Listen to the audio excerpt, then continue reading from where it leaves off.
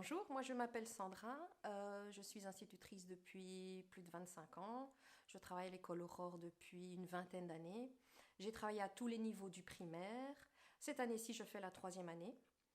Ma petite élève sourde est arrivée cette année-ci, cette année scolaire-ci, dans ma classe, mais elle est ici depuis qu'elle est en maternelle. Et puis là maintenant, il y a une énorme évolution et je peux dire c'est une élève de plus dans ma classe. En plus de ça, je suis institutrice. En plus d'être institutrice, pardon, je suis logopède, ce qui n'est pas négligeable quand on a affaire à des enfants à besoins spécifiques.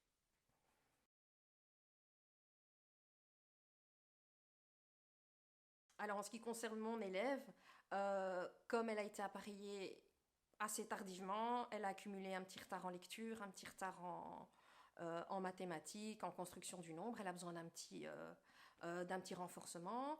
Quand il y a des textes longs, je les envoie à la maison. On le travaille un petit peu à la maison avec les parents avant de l'exploiter en classe. Alors à part ça, ben, il faut que l'enseignant porte le micro relié à ses implants. Il faut que le visage de l'enseignant, de n'importe quel intervenant, soit bien dégagé. Un léger ralentissement du débit de parole, bien articulé pour faciliter la lecture labiale de l'enfant.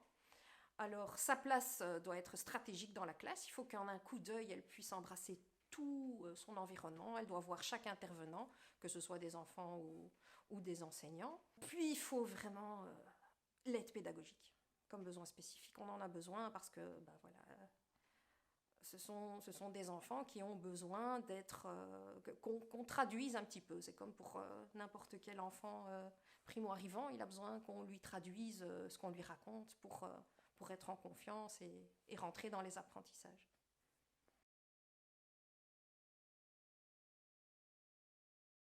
Je bénéficie d'une aide pédagogique qui vient de la PEDAF, donc, qui est là 10 périodes par semaine, ce qui est très très précieux. J'ai aussi, donc mon élève fait partie du décret intégration, donc elle bénéficie de 4 périodes avec un enseignement spécialisé qui est détaché de son école et qui vient 4 périodes euh, aider l'enfant et il a à peu près la même mission que l'aide pédagogique.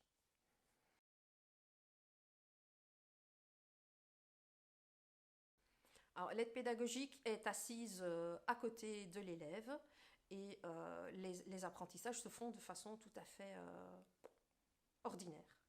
Des travaux de groupe, des travaux à deux, des travaux en frontal. Et l'aide pédagogique soutient les apprentissages. Quand il y a un nouveau mot, ben, il utilise soit les signes pour traduire ce nouveau mot de vocabulaire. Si il faut distinguer deux phonèmes trop proches, de sons trop proches, ben, elle est là en utilisant le LPC pour coder tous ces sons. Par exemple, bien faire la distinction entre le car et la gare. Donc, ce sont des sons que nous entendons correctement, mais qui sont très difficiles à distinguer au niveau de la lecture labiale par des enfants sourds ou malentendants.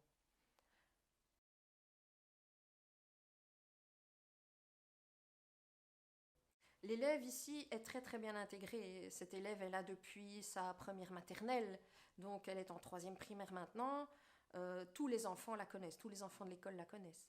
L'aide pédagogique s'est présentée, elle a expliqué ce qu'elle faisait, parce qu'en effet les enfants la regardent signer, la regardent faire le LPC, se demandent tiens qu'est-ce qui se passe. Donc elle arrête tout, elle vient expliquer voilà ce que je fais moi avec l'enfant.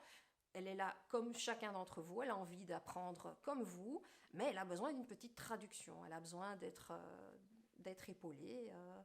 Et tous les enfants acceptent sa présence et tout le monde la connaît. Et voilà, elle fait partie de la classe en fait. Les rôles sont complémentaires.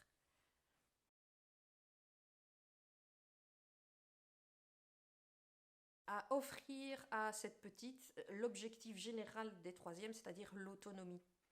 Elle est toujours là pour la petite, en même temps, si elle sent que elle y arrive toute seule, elle va s'effacer, elle va se mettre un petit peu en arrière et elle va la laisser faire. Elle est là pour la rassurer, pour lui donner confiance dans ce qu'elle fait. Ce qui est très difficile pour moi quand elle perd pied, la petite, qu'elle panique un petit peu. Ben moi, j'ai 19 élèves de plus dans la classe, donc je ne peux pas m'occuper d'elle. Ce qui est facile pour l'aide pédagogique et l'élève, c'est de sortir et de se poser un petit peu, puis de revenir et de continuer de la rendre disponible aux apprentissages.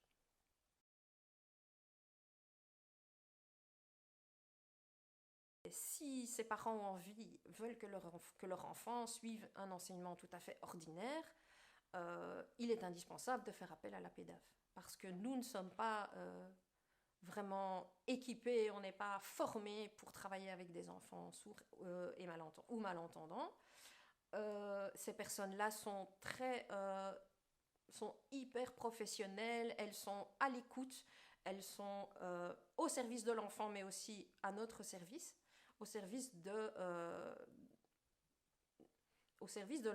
des apprentissages de ces enfants-là.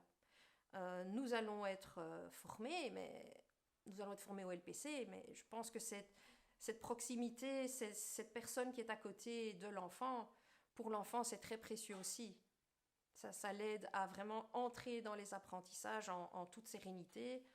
Ce sont des personnes, ces aides pédagogiques sont là en toute confiance. Il n'y a jamais de jugement, ni par rapport aux autres, ni par rapport à l'enseignant.